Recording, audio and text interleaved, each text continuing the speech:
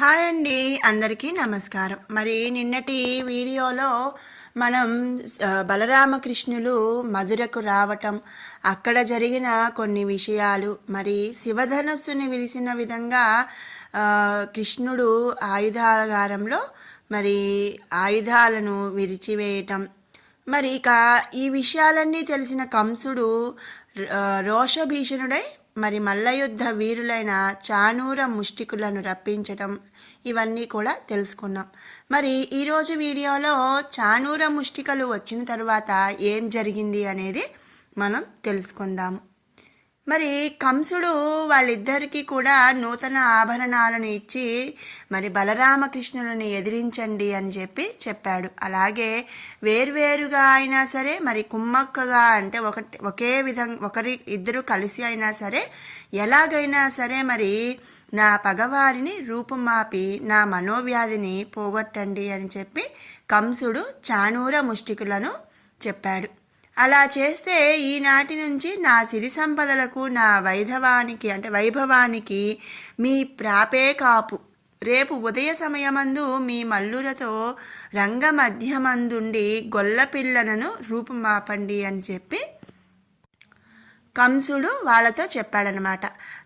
మల్ల యుద్ధము అంటే ఏంటంటే చేతులతో, ముష్టి యుద్ధం, అవి చేతులతో కొట్టడము అవన్నీ అనమాట. మనం ఒక రకంగా చెప్పాలంటే బాక్సింగ్ అని చెప్పుకోవచ్చు. అట్లా అంటే మల్లురలతో, అంటే మీతోటి మరి మల్లురతో రంగం మధ్యమందుండి గొల్లపిల్లలను రూపుమాపండి అని చెప్తున్నాడు. ఇంకా ఏం చెప్తున్నాడంటే కువలాయా పీఠం అనే మదగజం, గజం అంటే ఏనుగు అనమాట. మరి కువలయా పీఠం అనేది దాని పేరు. మరి దానిని మావటివాడు తీసుకువచ్చి సభాభవనం ముఖద్వారం వద్ద ఉండమని చెప్పండి. బలరామకృష్ణుడు రాగానే ఆ ఏనుగుచే వారిని తొక్కించమని చెప్పండి అని చెప్పాడు. ఇంకా ఎందుకైనా మంచిది, మన సైన్యాన్ని తీసుకువచ్చే సేనాధిపతులు సిద్ధంగా ఉండాలనండి, వెళ్ళండి అని వారిని పంపి అంతఃపురానికి వెళ్ళిపోయాడు. అంటే ఇక్కడ ఏంటంటే మరి బలరామకృష్ణులు ఇద్దరిని మరి చంపటానికైతే యజ్ఞం పేరుతో కంసుడు మధురకి రప్పించాడు. కానీ మరి ఒకటి కాకపోతే ఒక పద్ధతిలో కాకపోతే ఇంకొక పద్ధతిలో ఎలాగైనా చంపాలి అని ఒక 2-3 ప్లాన్లు అయితే వేసి అందరినీ సిద్ధం చేస్తున్నాడు కంసుడు. అలా అందరికీ ఆదేశాలలాగా ఇచ్చేసి చెప్పమని చెప్పి ఆయన అంతఃపురానికి వెళ్ళిపోయాడు. ఇక తెల్లవారగానే స్నానం రాచముస్తాబు అయి రంగ సమీపాన తుంగమంచం మీద కూర్చున్నాడట కంసుడు. మరి ముందు వెనక ప్రక్కల ఉండవలసిన చుట్టాలు, ఉద్యోగులు, మిత్రులు మరి అందరూ కూడా ఆసనాలపైన ఉన్నారు. పౌరకాంతలు వాని వైభవాన్ని బంగారు మేడల నుండి చూస్తూ ముచ్చటగా మాట్లాడుకుంటున్నారన్నమాట. మరి వసుదేవాది యాదవులు, నందాది గోపాలురు అందరూ కూడా సముచిత స్థానాల్లో ఉన్నారట. చాణూర ముష్టికులు మల్ల యుద్ధానికి తగిన వేషం ధరించి అనుచరులతో రంగమధ్యమునందు ఉన్నారు. మరి కువలయా పీఠంతో మావటివాడు ముఖద్వారం వద్ద ఉన్నాడు. ఇక చతురంగ బలం నలుదిక్కులా కూడా ఉన్నదట. మరి ఆ దశలో కంసుని అనుమతితో బలరామకృష్ణులు వచ్చారట. వారి వెంట కొందరు గోపకుమారులు ఉన్నారు. మరి ఇక కంసుడి అనుమతితో బలరామకృష్ణులు ఇద్దరు కూడా వచ్చారట.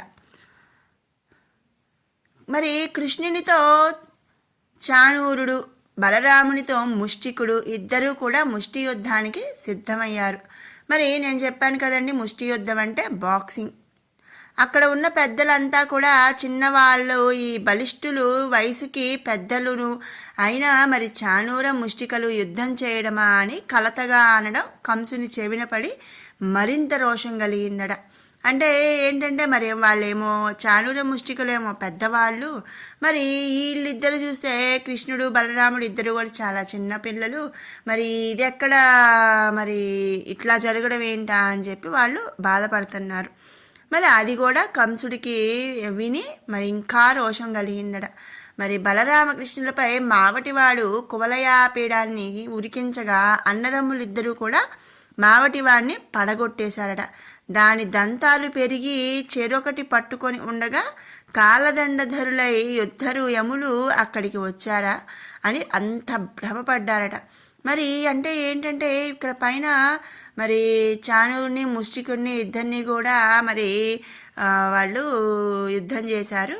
మరి అంత మదగజం అంటే బాగా మదమెక్కి ఉన్న ఏనుగు దంతాలు వీళ్ళిద్దరూ పట్టుకొని మరి ఉంటే వాళ్ళిద్దరూ ఎలా కనిపించారంటే అందరికీ మాకు యమభటుల్లాగా యముడులాగా కనిపించారట వాళ్ళకి. మరి కృష్ణుడు చాణూరితో బాహుయుద్ధానికి తలపడ్డాడు. ఇద్దరికి చాలాసేపు పట్టు విడుపుతో భీకరంగా సాగిందట యుద్ధం. చివరకు కృష్ణుడు ఏం చేశాడంటే విజృంభించి చాణూరుని పాదాలు పిడికిట బిగించి 100 మార్లు అంటే 100 సార్లు పైనుంచి మహావేగంగా తిప్పగా వాడి నోటమ్మటి, ముక్కులమ్మటి, చెవులమ్మటి, అన్ని రంధ్రాలమ్మటి కూడా రక్తం ధారగా కారిపోతూ శరీరం చీలి విరిగిపోయి ఎముకల కింద పడగా ప్రాణం అనేది పోయిందట. ఆ విధంగా కృష్ణుడు చాణూరుణ్ణి చంపేశాడు. మరి ఇక అదేవిధంగా మరి బలభద్రుడితో యుద్ధం చేస్తున్న ముష్టికునితో పట్టుపట్టి శవం చేసి విసిరేశాడట బలభద్రుడు. మరి ఈ వైపరీత్యం తన కళ్ళ ముందు జరగడం కంసుడికి మహారోషం అంట. మరి బాగా కోపం పెరిగిపోయిందట. మరి ఆ కోపాన్ని వర్ణించనక్కర్లేదని చెప్పి ఇక్కడ మనం తెలుసుకోవాలి. ఇక మంత్రులను కూడా చూశాడంట ఆ కంసుడు.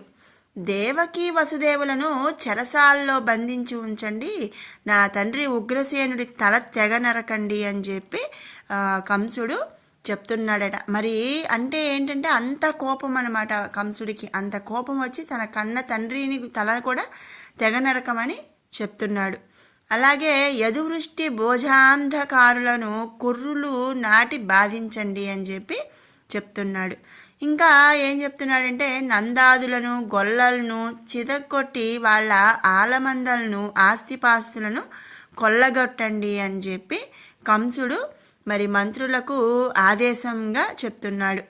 నేను బలరామకృష్ణుల పని పడతాను అని వాద్యాలు వాయించవద్దని చతురంగ బలాన్ని రమ్మని ఆజ్ఞాపించగా అదంతా తెలిసి కృష్ణుడు కంసుని మంచం మీదకి ఎగిరి కిరీటం పడగొట్టి తలకు వక్షానికి అదిమి ఒక తాపులో కిందికి తోసి కుప్పిగంతులు వేసి వీపు మీద తన్నాడట.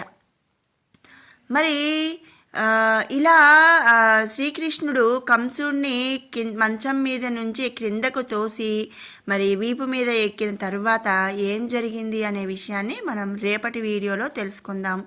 మరి మీకు ఈ వీడియో నచ్చినట్టయితే లైక్ చేయండి, షేర్ చేయండి. అలాగే మరిన్ని అప్డేట్స్ కోసం మన ఛానల్ని సబ్స్క్రైబ్ చేసుకోండి. Thanks for watching.